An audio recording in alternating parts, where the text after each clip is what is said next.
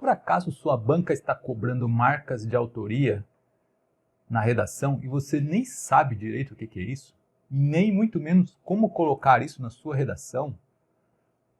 Bom, se você não sabe, fica aqui nessa aula que eu vou apresentar para você o que é autoria de verdade, por que você não tem conseguido pôr essas marcas de autoria no seu texto e o que você precisa fazer para apresentar de fato a autoria na sua redação. Se você está chegando aqui agora pela primeira vez, eu sou o professor João Matos, especialista em redação. Nesse canal eu ensino o que é a redação de verdade, como escrever redação de verdade, ou seja, uma redação boa o suficiente para ser aprovada em qualquer exame que você queira prestar. Então, se você já gostou desse tema ou quer aprender redação de verdade, se inscreve aqui no canal para acompanhar todos os vídeos, marca o sininho para receber a notificação toda vez que tiver um vídeo novo. E aqui eu publico aulas completas, aqui você vai aprender redação de verdade mesmo. Bom, agora sem mais delongas, o que você já ouviu falar sobre a autoria? Deixa aqui nos comentários embaixo, e também se você acha que é fácil, é difícil colocar essas marcas no texto.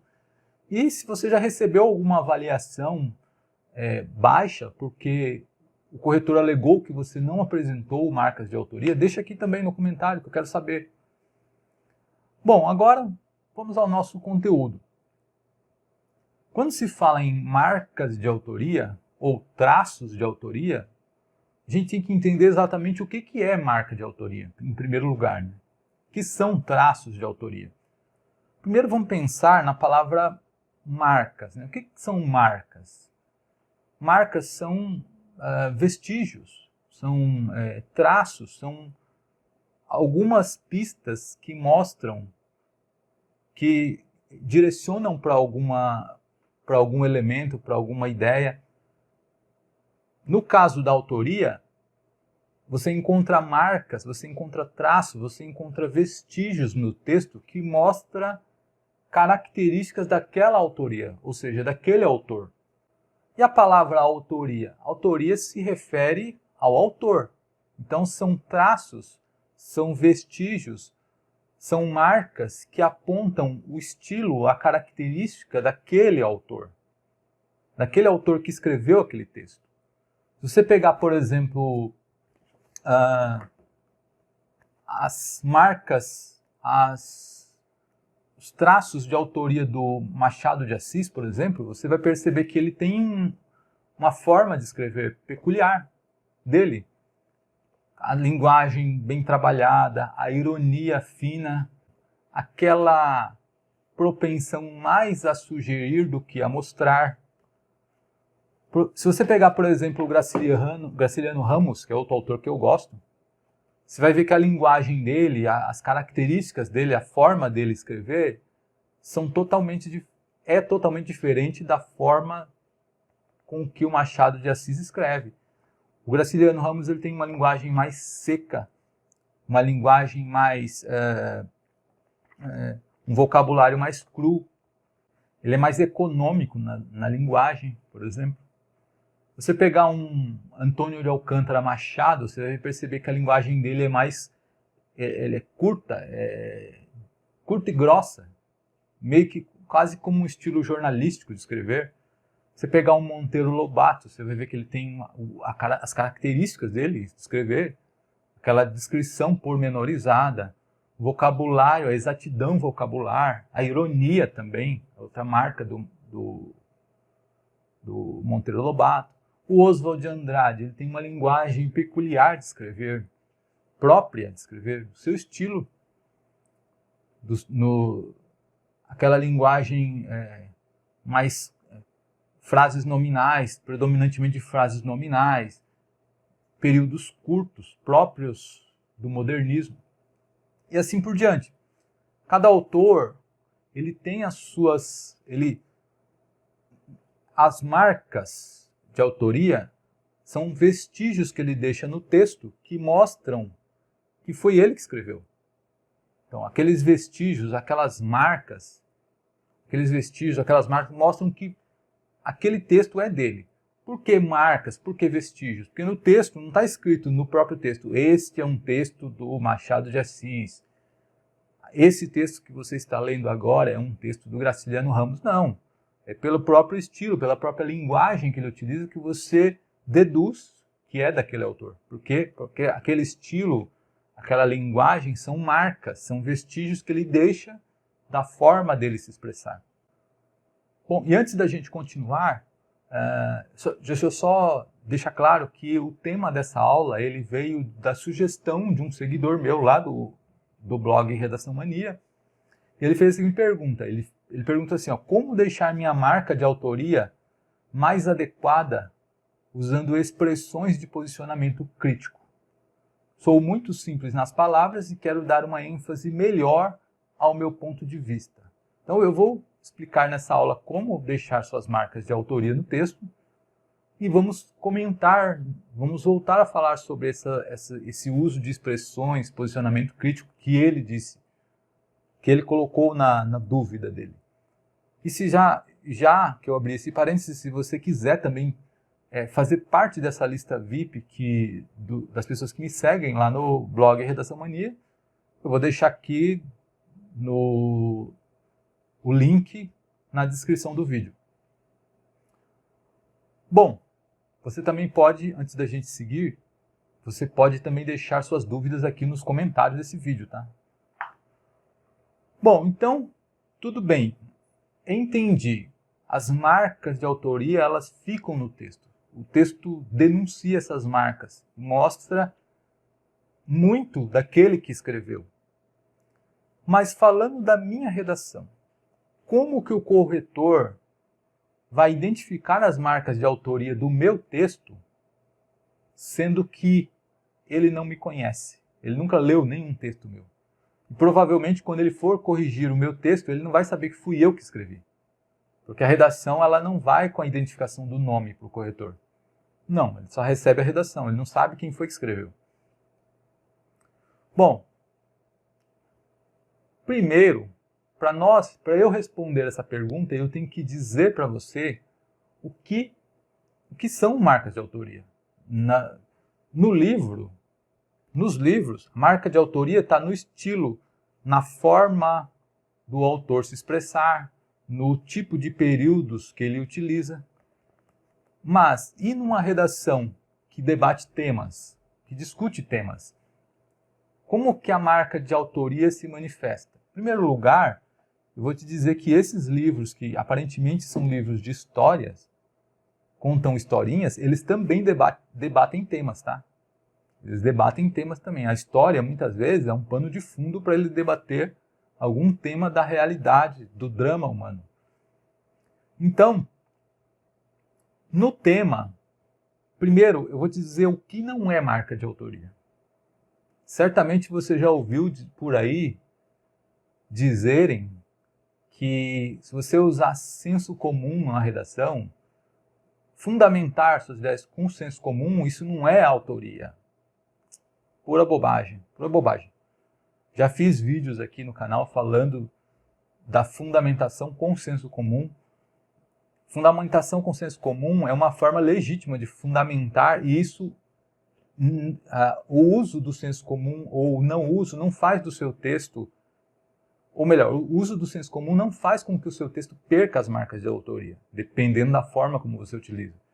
Então não tem relação com pegar fatos e ocorrências de domínio do senso comum para fundamentar suas ideias, não tem relação com marcas de autoria. Outra coisa que você já deve ter ouvido por aí é que ter um projeto de texto, ou seja, você planejar o seu texto, faz com que o seu texto tenha marcas de autoria. Também não é só isso. Marcas de autoria é muito mais do que isso. É muito mais do que um planejamento bem feito. Porque eu posso muito bem planejar meu texto, fazer um projeto de texto, só que e nesse projeto a minha defesa, as minhas ideias não serem fundamentadas com marcas de autoria. Então, não está relacionado só a isso. Então, você vai entender nessa aula. Quanto àquela dúvida colocada lá pelo seguidor de que ele quer usar, fazer uso de expressões de posicionamento crítico para denotar, para dizer que está colocando marcas de autoria, também não tem relação com isso. Você não precisa usar expressões de posicionamento crítico e nem dar uma ênfase melhor ao seu ponto de vista para que o seu texto tenha marcas de autoria. Não precisa disso. As marcas de autoria não estão relacionadas a nenhuma dessas coisas que eu acabei de falar. Nenhuma. É claro que se você tiver um texto bem planejado, ele vai ter outras qualidades. Se você tiver um projeto de texto, ele vai ter outras qualidades. Ele vai estar organizado, por exemplo. Provavelmente as ideias vão estar organizadas, mas não é só isso a marca de autoria. A marca de autoria é um pouquinho mais que isso. Então vamos ver. Então o que são exatamente as marcas de autoria? As marcas de autoria está relacionada a como você sustenta as suas ideias na redação. Então, se os embasamentos que você traz para sustentar, para embasar as suas ideias, eles estão perfeitamente relacionados com as ideias, existe uma íntima relação, uma relação exata.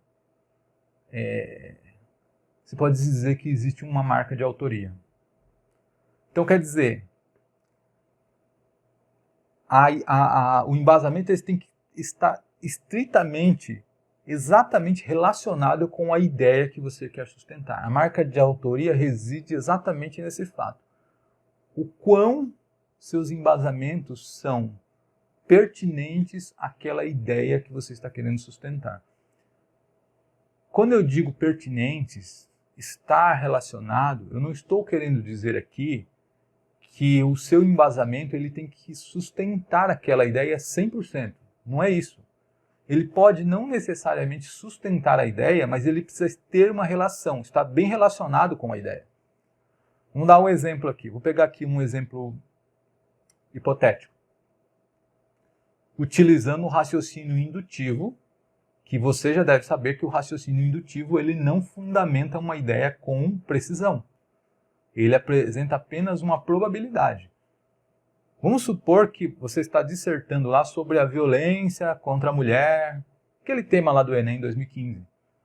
Violência contra a mulher na sociedade brasileira, a persistência da violência contra a mulher na sociedade brasileira. E aí você apresenta ali um dado para sustentar essa persistência. Você apresenta ali, olha, a sua ideia que você vai sustentar é que, olha, a persistência ela é recorrente. Ou seja, ela acontece mais de uma vez.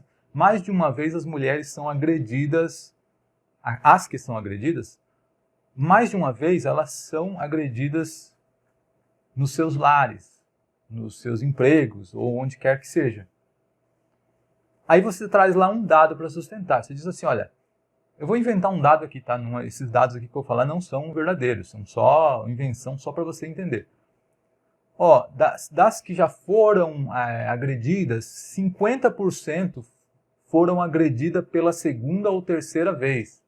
Foram agredidas pela segunda ou terceira vez. Logo, a violência contra a mulher ela é recorrente. Veja o que eu estou fazendo.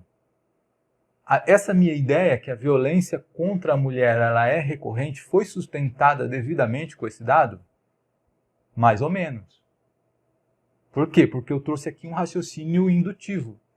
Eu parti de um dado particular, de um dado pontual, que é 50% das mulheres já foram agredidas novamente. Logo, toda violência é recorrente. Quer dizer, eu parti de um dado específico, apenas 50% foram agredidas pela segunda ou terceira vez. Logo, eu concluí que todas as violências, todas as vezes que há violência, há uma recorrência. Quer dizer, essa minha ideia ela não sustenta 100%. Esse meu embasamento ele não sustenta 100% essa ideia. Justamente porque é um raciocínio indutivo. Ele apresenta apenas uma probabilidade. 50% foram, mas e os outros 50%? Mas, nem assim eu deixo de apresentar, o meu texto deixa de apresentar marcas de autoria. Porque embora essa minha ideia ela não foi sustentada 100%, ela foi sustentada, mas ela não foi sustentada com exatidão, isso não quer dizer que eu não usei marcas de autoria. Não ter marcas de autoria, não apresentar marcas de autoria é algo mais que isso. O seu embasamento ele não está relacionado diretamente com aquela ideia. Exatamente isso. Não existe uma relação íntima, uma relação exata com aquela ideia que você está sustentando. E, como nós sabemos, como você deve saber, quando não existe uma relação íntima do embasamento com a ideia, obviamente está se tratando de uma falácia. O texto acaba ficando falacioso. Então vamos ver como que é essa pertinência.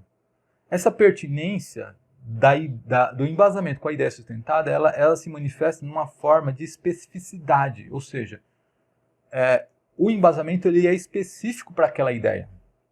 Ele é específico. Vou dar um exemplo aqui de uma forma mais fora assim, da redação do cotidiano. Vamos supor que você está ali em uma roda de amigos, vocês estão conversando sobre fake news.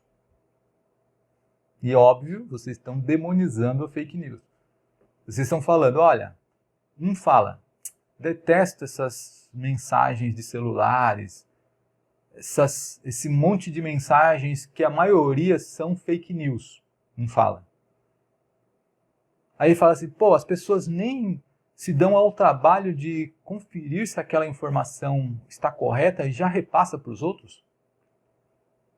Aí o outro lá na roda fala, é verdade, eu recebo muitas dessas mensagens diariamente e eu acho que falta senso crítico das pessoas para avaliar até que ponto aquelas ideias fazem sentido ou não para poder enviar. Veja que os dois falaram a mesma coisa, só que de formas diferentes. Se um não checa a procedência, ou não pesquisa para ver se a mensagem está correta, o outro falta senso crítico para verificar que tem alguma coisa errada naquela mensagem. Opa, peraí, essa mensagem não faz muito sentido. Vou conferir. Quer dizer, de alguma forma, eles falaram as mesmas coisas, só que falaram de formas diferentes. Assim acontece num exame. Quando você vai fazer um exame, a banca ela te dá um tema. Ela dá um tema, o tema é comum a todos que estão prestando aquele exame. Vamos lá, você vai fazer o Enem, você recebeu um tema lá. Todos os candidatos, todos os 4, 5, 6 milhões de candidatos, eles vão fazer eles vão discorrer sobre aquele tema. Correto? Só que cada um vai escrever sobre o mesmo assunto, sobre o mesmo tema, mas vai escrever com as suas palavras, a sua forma de se expressar. Então é por isso que em um exame com 6 milhões de candidatos, se todos escrevem usando as marcas de autoria, a ideia ela não se repete, porque cada um escreve com a sua forma de escrever. Então é isso que faz mais ou menos um tema comum apresentar marcas de autoria, mesmo estando sendo escrito por inúmeros candidatos, como é o do Enem. Então tá. O embasamento ele precisa estar intimamente relacionado com a ideia que você está sustentando. Então vamos pegar aqui o que o Enem fala sobre autoria. Eu vou pegar o Enem por quê? Porque o Enem é uma das bancas que cobra a autoria, que é na competência 3, e ele define lá o que ele quer. O que ele quer encontrar na redação do candidato. Só que o Enem ele faz uma certa confusão ali, e você vai entender depois aqui o que eu vou falar.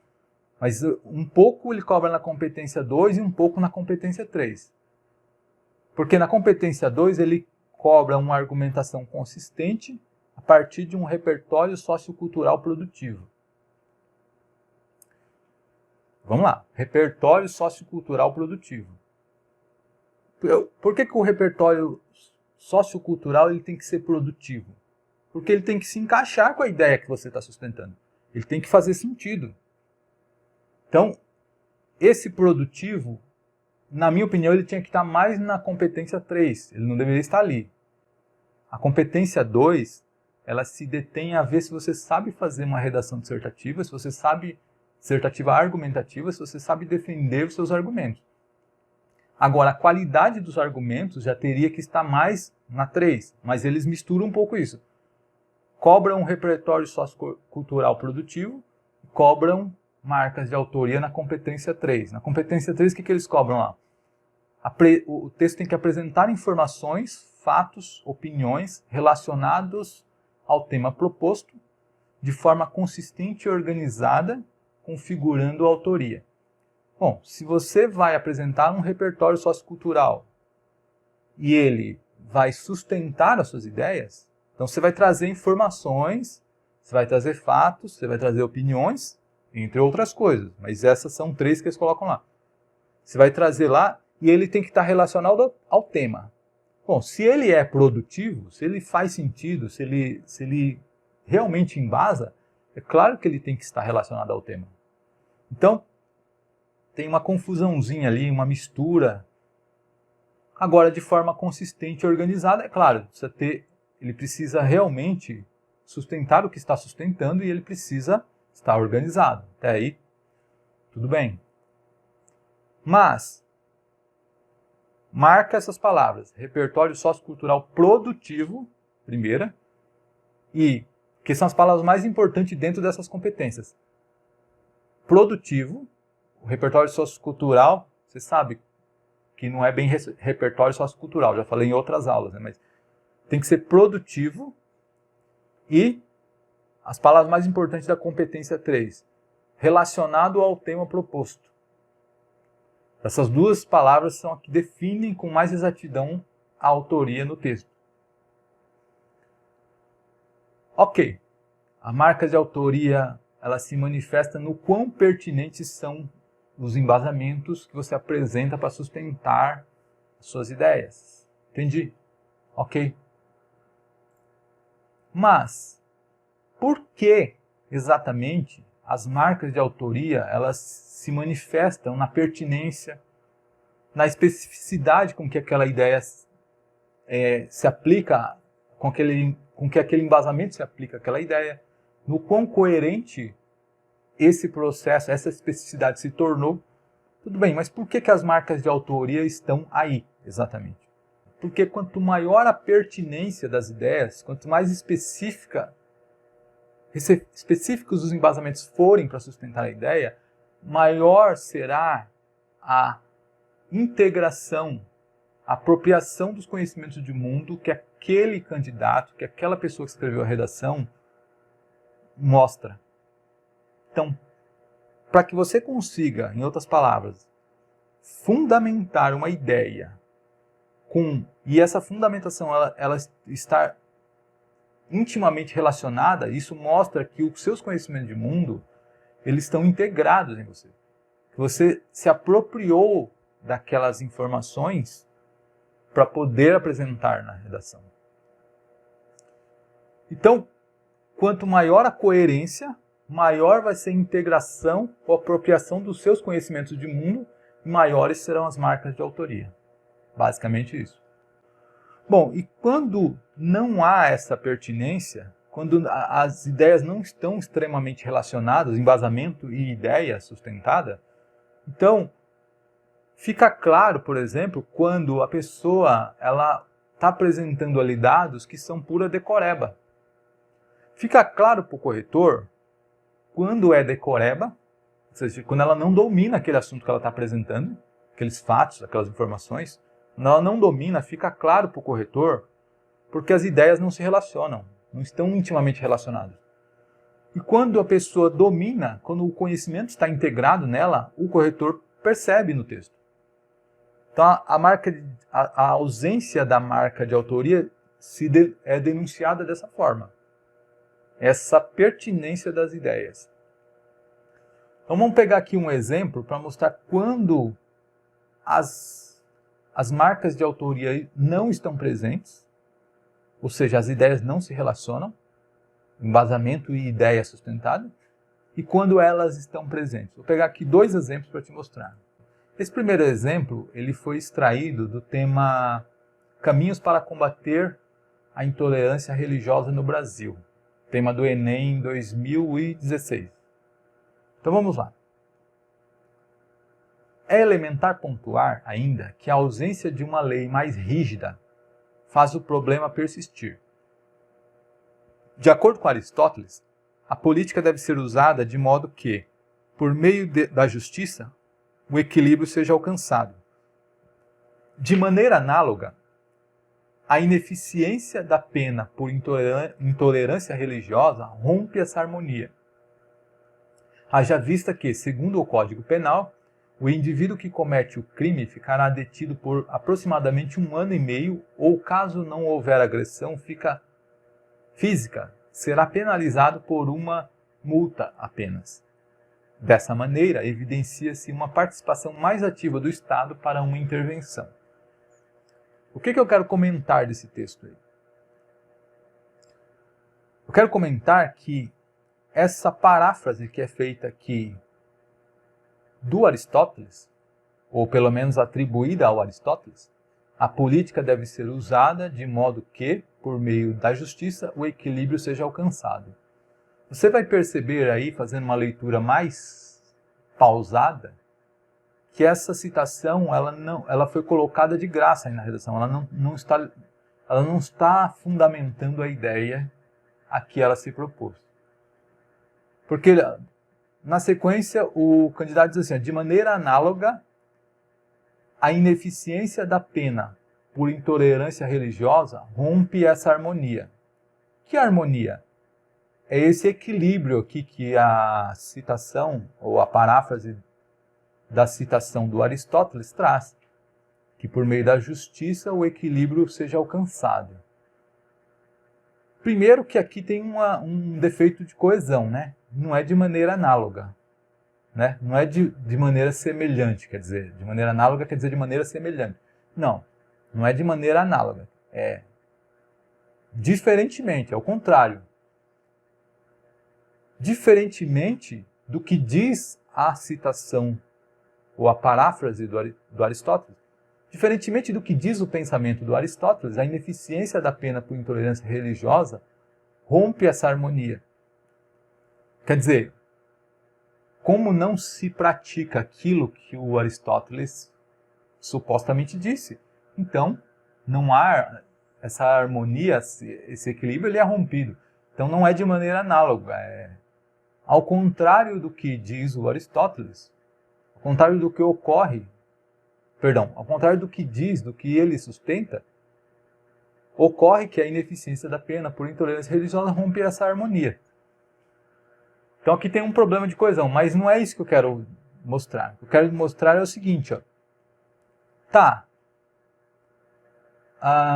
Não se atinge esse equilíbrio que o Aristóteles sugere.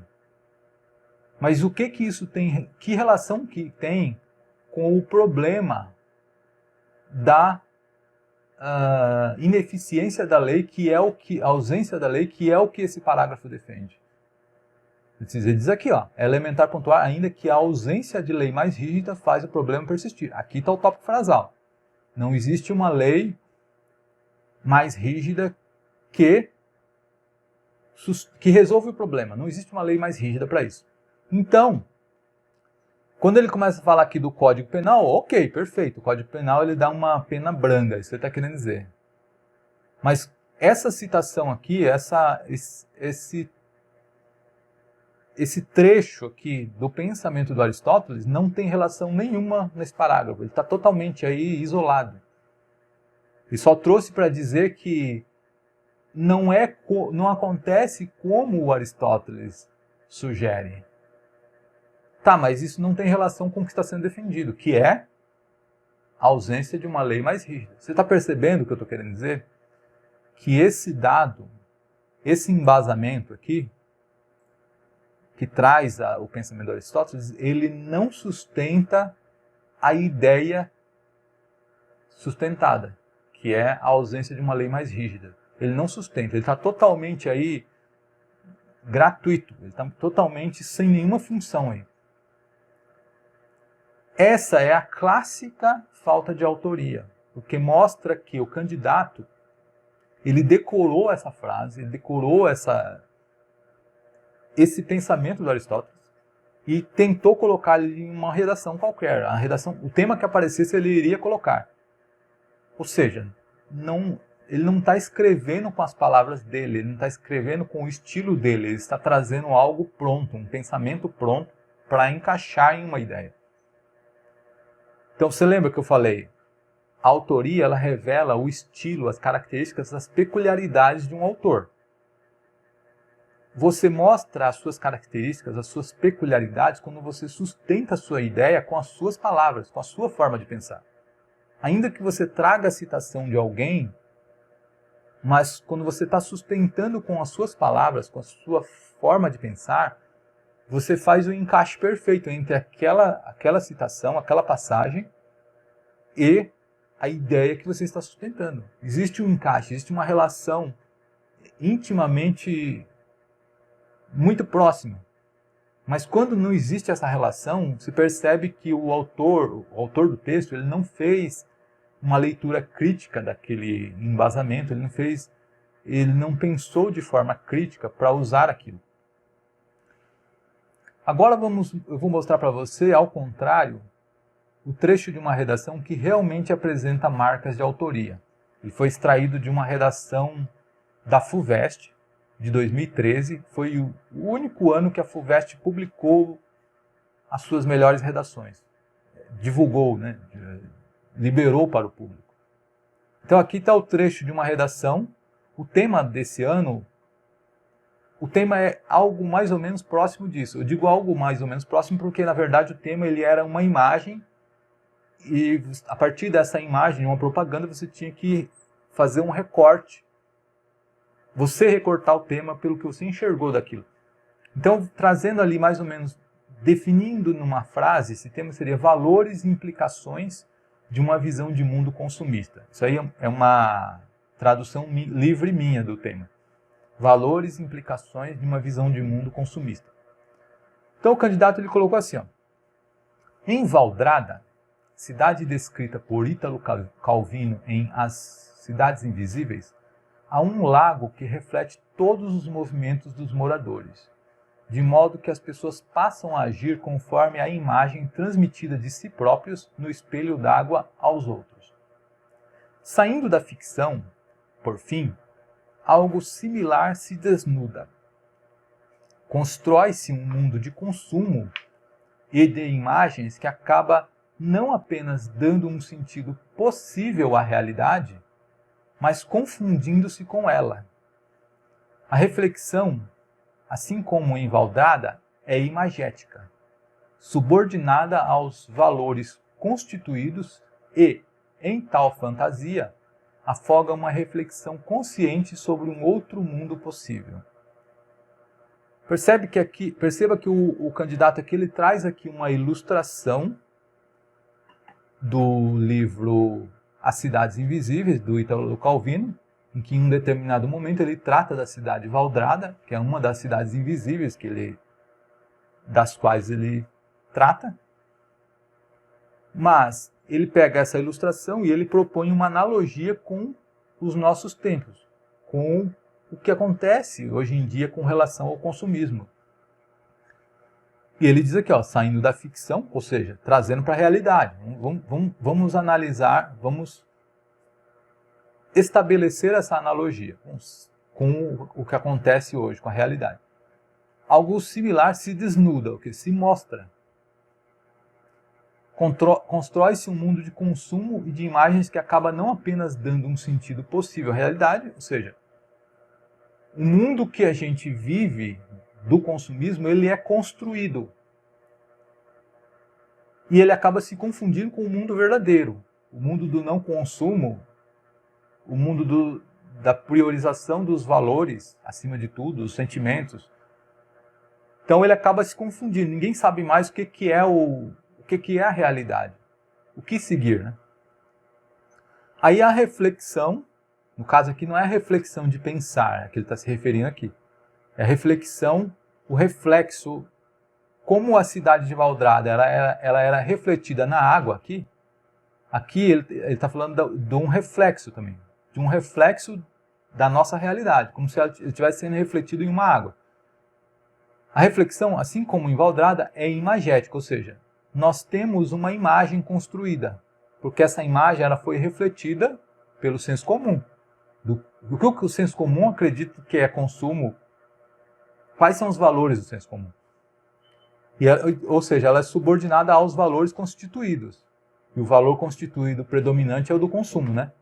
E em tal fantasia, você afoga uma reflexão. Agora a reflexão aqui já não é mais a reflexão de imagem, que é uma reflexão consciente sobre. Então você está refletindo sobre alguma coisa. Então aqui você está falando a reflexão de um pensamento sobre um outro mundo possível. Ou seja, essa imagem construída, que é subordinada aos valores constituídos, nomeadamente ao consumismo, ela afoga a reflexão consciente de outro mundo possível, que é o mundo verdadeiro, o mundo dos valores, o mundo do sentimento, dos valores verdadeiros.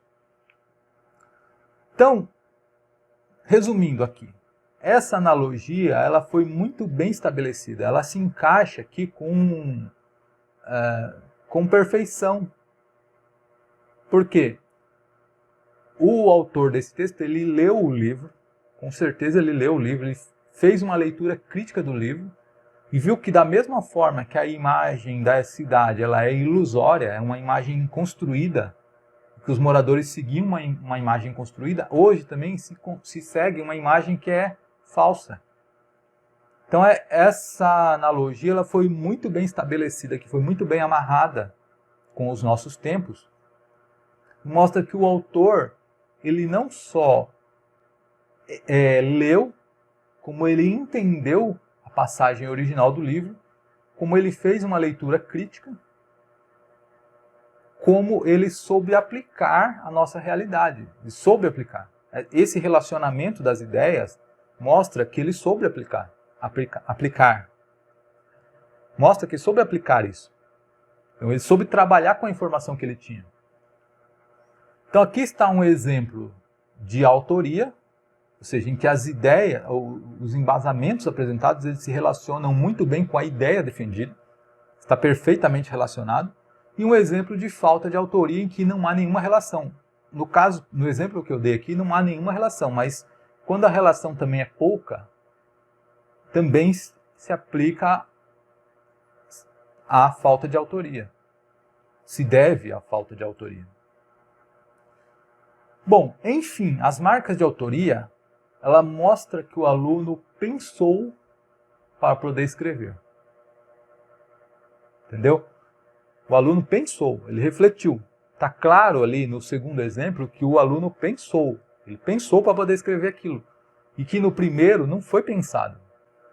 Trouxeram uma passagem pronta já, não foi refletido sobre aquilo e foi aplicado a ideia que se queria desenvolver. Foi aplicado de qualquer forma, não houve um pensamento, não houve um trabalho ali. Agora, isso nos leva à seguinte questão. Por que os aprendizes de redação não conseguem apresentar marcas de autoria? Por quê? Você tem alguma ideia disso? Veja, vou propor aqui uma analogia para você. Quando uma pessoa tem febre e ela vai ao médico, a febre não é o problema. O médico ele não vai tratar a febre. A febre ela vai ser contida, ou não, mas ela vai ser contida. Se ela estiver muito alta, ela vai ser contida, mas na verdade a febre não é o problema. A febre é só um indicador de outro problema.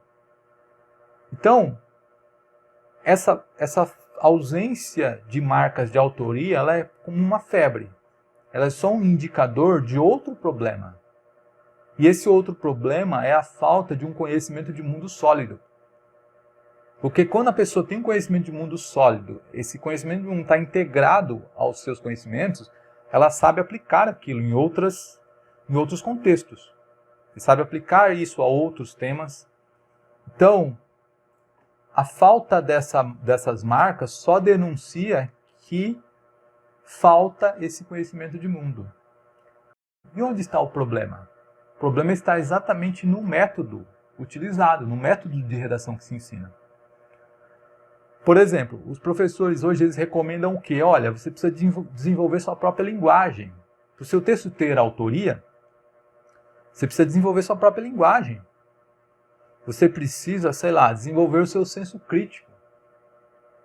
Tá, mas o aluno vai se perguntar, mas como que eu vou desenvolver meu senso crítico? Como que eu vou desenvolver minha própria linguagem? Não sei como que eu vou fazer isso. Então, quer dizer, não se ensina a desenvolver o senso crítico, a desenvolver a própria linguagem. Não se ensina, só se diz, ó, você precisa fazer isso, ó, se vira aí. Quer dizer, não basta dizer isso. É preciso dar as condições ao aluno para ele alcançar o conhecimento de mundo sólido que ele precisa para poder desenvolver suas ideias, desenvolver sua redação.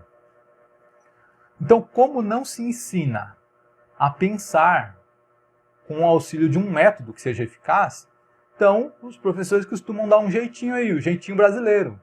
Qual que é o jeitinho brasileiro? Ó, pega esse modelo pronto aqui, ó.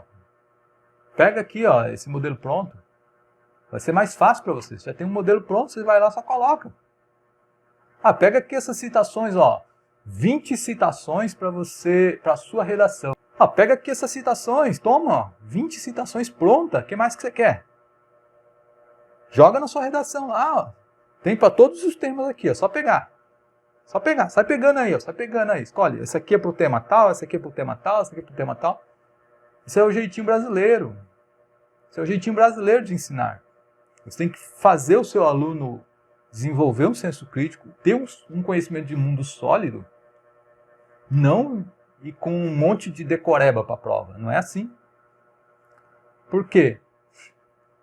Você decorar citações fora de contexto, fora do contexto original em que ela se encontra, ele não vai saber aplicar aquilo.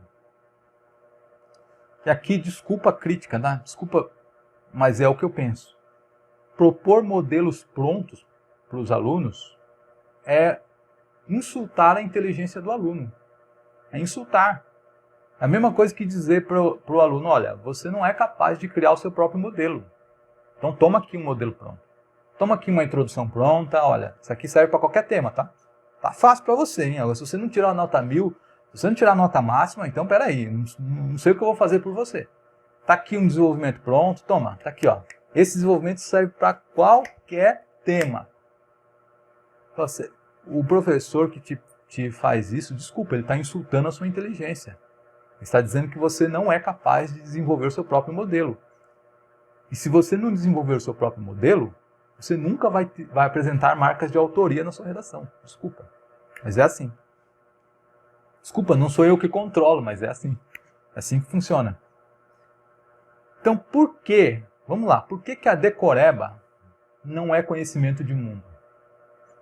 E se ela não é conhecimento de mundo sólido, usando o decoreba, seu texto nunca vai ter marcas de autoria. Olha, pode até ser que um dia você use uma frase pronta, uma decoreba, uma citação pronta, que você encaixou na sua redação lá, à força, e acabou dando certo. Pode até ser que isso aconteça, tá? Pode ser um golpe de sorte, se acontecer isso. A banca não for muito criteriosa com relação a isso. A banca do Enem, ao meu ver, ela não é muito criteriosa com isso. As redações do Enem, elas são um festival de frases prontas. Você pega uma redação da FUVEST, por exemplo, você já não vê isso. De um vestibular, você já não vê essas coisas. Mas a do Enem é um carnaval. Então ela não é muito criteriosa quanto a isso. Ela cobra a autoria, mas ela não é muito criteriosa quanto a isso. Aliás, de alguma forma porque apenas aí uma fração das redações do Enem atingem a nota 1000, na verdade. Então, de 6 milhões tentando encaixar modelos prontos, citações de autor, citações filosóficas, citações de sociologia, De 6 milhões tentando ali, uma fração só consegue encaixar com propriedade e acaba tirando a nota máxima. O resto, infelizmente, naufraga e é isso. E é isso que acontece. Agora, por que a decoreba ela não é conhecimento de mundo e, consequentemente, o texto que apresenta isso nunca vai ter marcas de autoria? Porque informação é diferente de conhecimento. Informação não é conhecimento.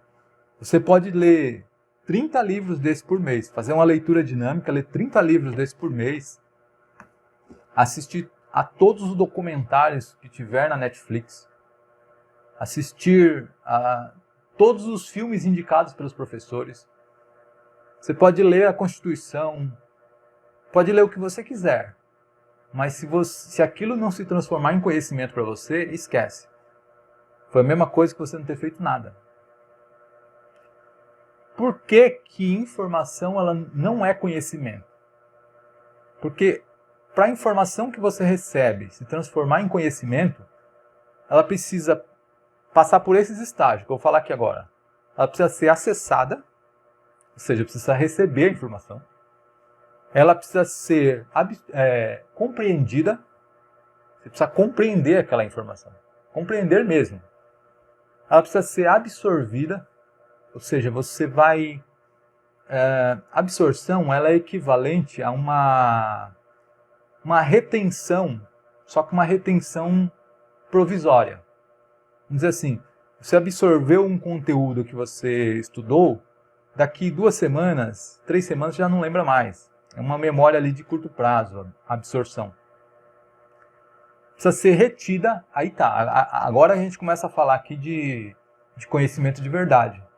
Que ela precisa ser retida. Ou seja, a retenção ela já é uma memória mais prolongada. A retenção daqui 1 ano, daqui 2 anos, você se lembra daquele conhecimento, daquele conteúdo que você absorveu, você compreendeu, acessou, compreendeu, absorveu, você reteve, porque ele realmente se transformou em conhecimento para você. E ainda, além da retenção, a informação precisa ser integrada aos seus conhecimentos. Ou seja, ela precisa fazer parte dos seus conhecimentos a partir de então.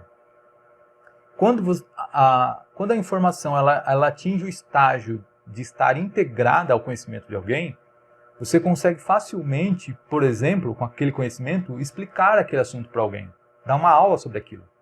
Você consegue aplicar aquele conhecimento a diversas situações, diversos contextos, a diversos temas, por exemplo, de redação. Então, a informação ela tem que passar por esses estágios, até chegar ao ponto de estar integrada. Quando ela chega ao ponto de estar integrada, ela passa a fazer parte dos seus conhecimentos de mundo, de fato. Daí eu trago a frase do Laí Ribeiro, que diz exatamente isso que eu estou falando. Ó. Informação não é conhecimento. Conhecimento não significa acúmulo de informação, mas competência para agir.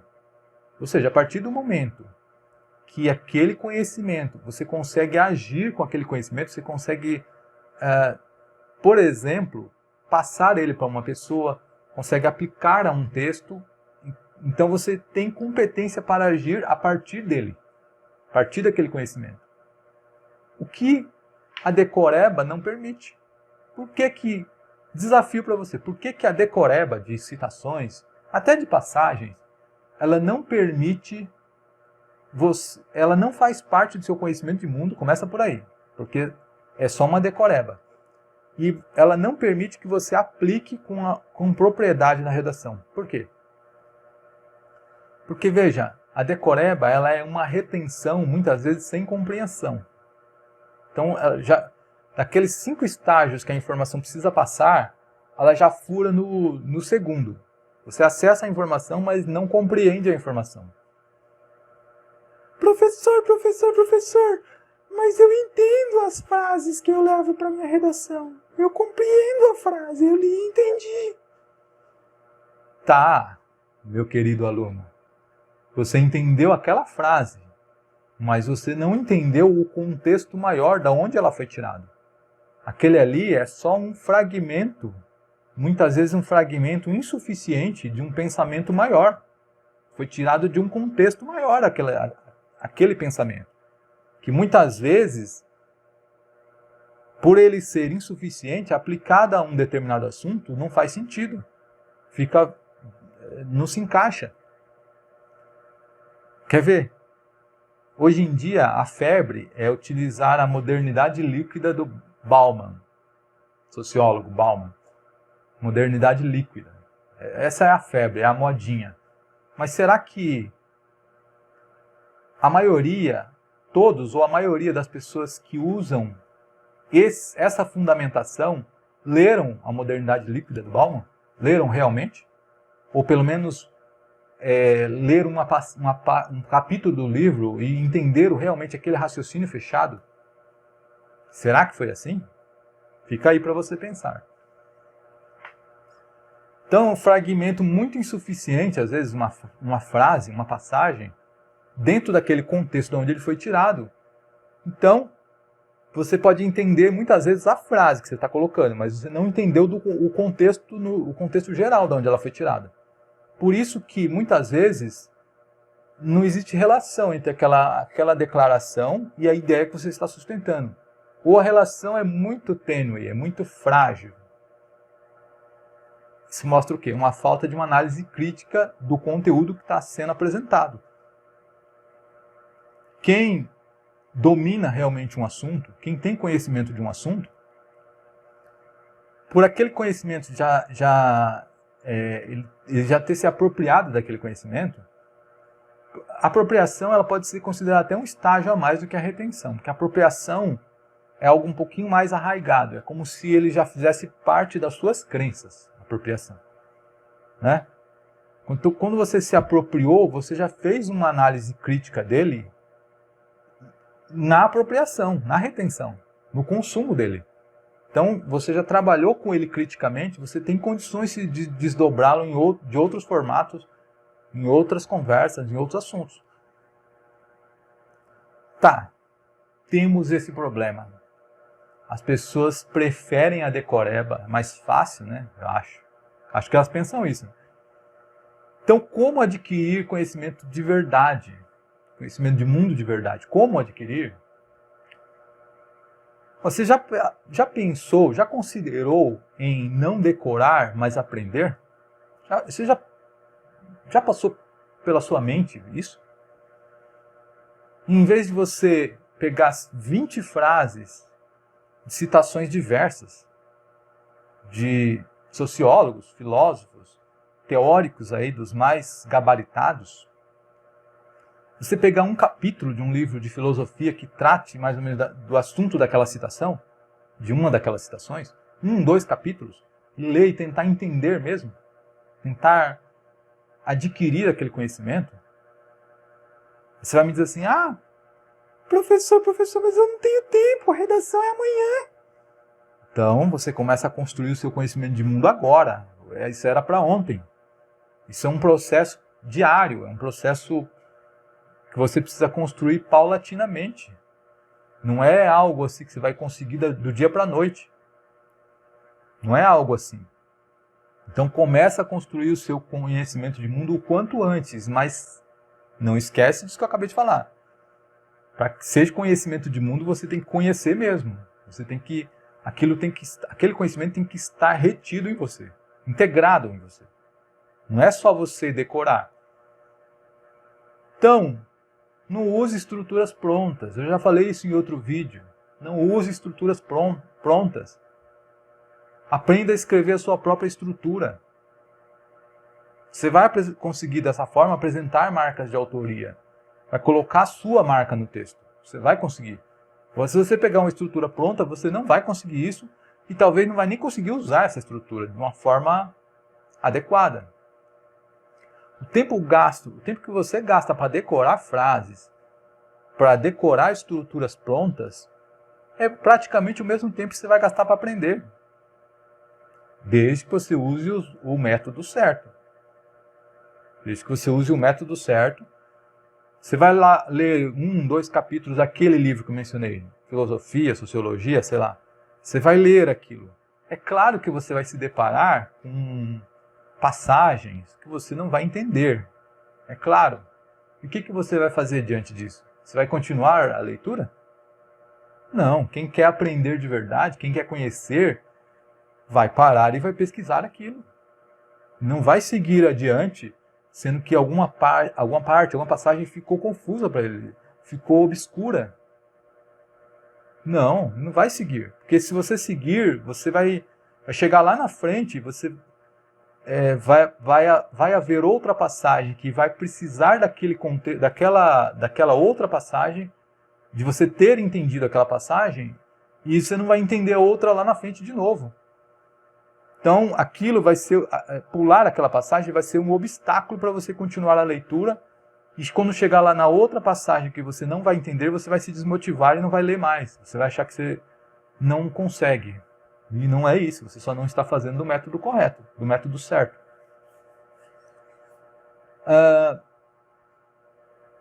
Então, meu recado é esse. Aprenda. Aprenda de verdade. Eu espero que você tenha gostado desse vídeo. Eu procurei explicar da forma mais clara, com exemplos. Eu tentei fazer com que você entenda o que eu estou dizendo aqui nesse vídeo, e que você entenda de uma vez por todas o que é autoria, de fato. Não é o que se diz por aí, se fala muito sobre autoria, mas o seu texto só vai ter autoria de fato se tiver o que eu acabei de dizer. Suas ideias partirem de um conhecimento de mundo seu, ou seja, que estão integrados em você, e elas fundamentarem muito bem os seus embasamentos, os fatos, os dados que você traz, eles fundamentarem muito bem as ideias que você está sustentando. Se isso não ocorrer, esquece a autoria. Espero que você tenha gostado desse vídeo. Se você gostou mesmo, deixa um like, isso ajuda o canal. Divulgue, compartilhe com seus amigos. A gente compartilha tantas piadas, tantas coisas hoje em dia, por que não compartilhar um conhecimento realmente útil, que realmente vai ajudar as pessoas? Então compartilha, você ajuda o seu amigo e ajuda o meu canal a ser mais divulgado. É isso aí, um grande abraço e até a próxima aula, se Deus quiser.